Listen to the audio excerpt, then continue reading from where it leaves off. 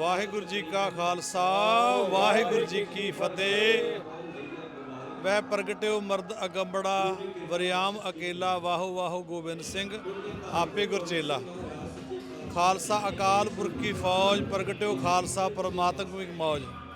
इतिहासक स्थान गदरी बाबियां दा गुरुद्वारा साहब गुरुद्वारा स्टॉकटन साहब विखे हर साल की तरह अज 19 अप्रैल नूं बहुत ਵੱਡੇ ਪੱਧਰ ਤੇ ਸਮਾਗਮ ਹੋ ਰਹੇ ਹਨ।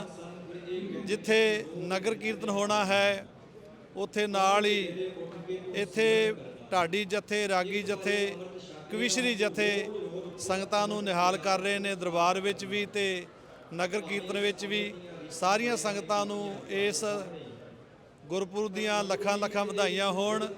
ਔਰ ਇਸ ਗਦਰੀ ਬਾਬਿਆਂ ਦੇ ਸਥਾਨ ਤੋਂ ਆਪਾਂ ਕੋਈ ਨਾ ਕੋਈ ਸੁਨੇਹਾ ਲੈ ਕੇ ਜਾਣਾ ਹੈ।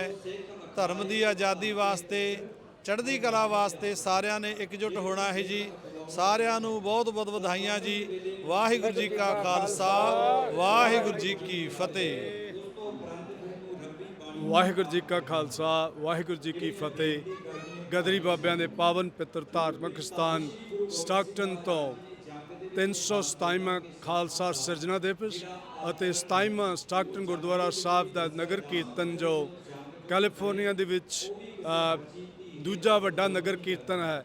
ਅਸੀਂ ਇੱਥੇ ਸਮੂਹ ਜਗਤ ਨੂੰ ਨਗਰ ਕੀਰਤਨ ਦੇ ਉੱਤੇ ਆਉਣ ਦੀ ਅਪੀਲ ਕਰਦੇ ਹਾਂ ਅਤੇ ਖਾਲਸੇ ਦੀ ਸਾਜਨਾ ਦਿਵਸ ਤੇ ਸਮੂਹ ਸਿੱਖ ਕੌਮ ਨੂੰ ਵਧਾਈ ਭੇਟ ਕਰਦੇ ਹਾਂ। ਗੁਰੂ ਸਾਹਿਬ ਨੇ ਜੋ ਖਾਲਸਾ ਪੰਥ ਜਦੋਂ ਸਾਜਿਆ ਉਦੋਂ ਸਾਰਾ ਕੁਝ ਉਹਨਾਂ ਨੇ ਵਰਨਾਸ਼ ਜਾਤ ਪਾਤ ਸਾਰਿਆਂ ਦੇ ਇਕੁਅਲਟੀ ਦੀ ਗੱਲ ਕੀਤੀ ਅਤੇ ਕੌਮ ਨੂੰ ਉਹ ਕਨਸੈਪਟ ਦਿੱਤਾ।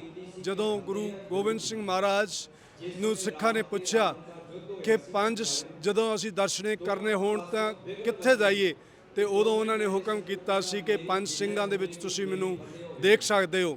ਸੋ ਇਹ ਪੰਜ ਸਿੰਘਾਂ ਦਾ ਪੰਜ ਪ੍ਰਣਾਲੀ ਸਾਨੂੰ ਜਿਹੜਾ ਕਨਸੈਪਟ ਦਿੱਤਾ ਹੈ ਉਹ ਕੌਮ ਦੀ ਅਗਵਾਈ ਵਾਲਾ ਹੈ।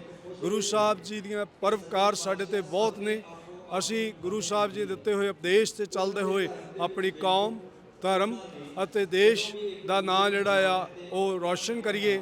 ਅੱਜ ਦੇ ਧਾਰਮਿਕ ਸਮਾਗਮ ਵਿੱਚ ਪਹੁੰਚਣ ਦੀ ਸਮੂਹ ਸਿੱਖ ਜਗਤ ਨੂੰ ਜਿੱਥੇ ਲੋਕਲ ਸੰਗਤਾਂ ਨੂੰ ਅਪੀਲ ਕੀਤੀ ਜਾਂਦੀ ਹੈ ਉਹਦੇ ਵਿੱਚ ਪਾਰਕਿੰਗ ਦਾ ਇੰਤਜ਼ਾਮ ਏਅਰਪੋਰਟ ਤੇ ਚਾਰਟਰਵੇ ਦੇ ਉੱਤੇ ਸਨਮਕੀਨ ਫੇਅਰ ਗਰਾਊਂਡ ਦੇ ਵਿੱਚ ਹੈ। ਉੱਥੋਂ ਬੱਸਾਂ ਚੱਲ ਰਹੀਆਂ ਨੇ ਤੇ ਇੱਧਰਲੇ ਪਾਸੇ ਫਲੀਆ ਮਾਰਕੀਟ ਐਲਡਰਾਡੋ ਤੇ ਕੈਲੀਫੋਰਨੀਆ ਸਟਰੀਟ ਦੇ ਕਾਰਨਰ ਤੇ ਆ, ਉੱਥੋਂ ਵੀ ਬੱਸਾਂ ਚੱਲ ਰਹੀਆਂ ਹੈ। ਸਿਕਿਉਰਿਟੀ ਦਾ ਖਾਸ ਇੰਤਜ਼ਾਮ ਹੈ। ਇੱਕ ਬੇਨਤੀ ਜ਼ਰੂਰੀ ਹੈ ਕਿ ਜਿਹੜੇ ਮਾਈ ਭਾਈ ਸਟਰੀਟਾਂ ਦੇ ਉੱਤੇ ਪਾਰਕਿੰਗ ਕਰਨਗੇ ਉਹ ਇਸ ਗੱਲ ਦਾ ਖਿਆਲ ਰੱਖਣ ਕਿ ਕੋਈ ਵੀ ਬਟੂਆ ਪਰਸ ਜਾਂ ਉਹਦੇ ਵਿੱਚ ਕੋਈ ਆਪਣਾ ਸੈੱਲ ਫੋਨ ਉਹੋ ਜਿਹੀ ਆਈਟਮ ਕੋਈ ਨਾ ਵਿਜ਼ੀਬਲ ਛੱਡ ਕੇ ਆਉਣ ਜਿਹਦੇ ਨਾਲ ਤੁਹਾਡੇ ਸ਼ੀਸ਼ੇ ਟੁੱਟ ਜਾਣ। ਸੋ ਨਗਰ ਕੀਰਤਨ ਦੀ ਰਮਤਾ 11 ਵਜੇ ਇੱਥੋਂ ਹੋਵੇਗੀ ਅਤੇ 4 ਵਜੇ ਵਾਪਸ ਆਏਗੀ।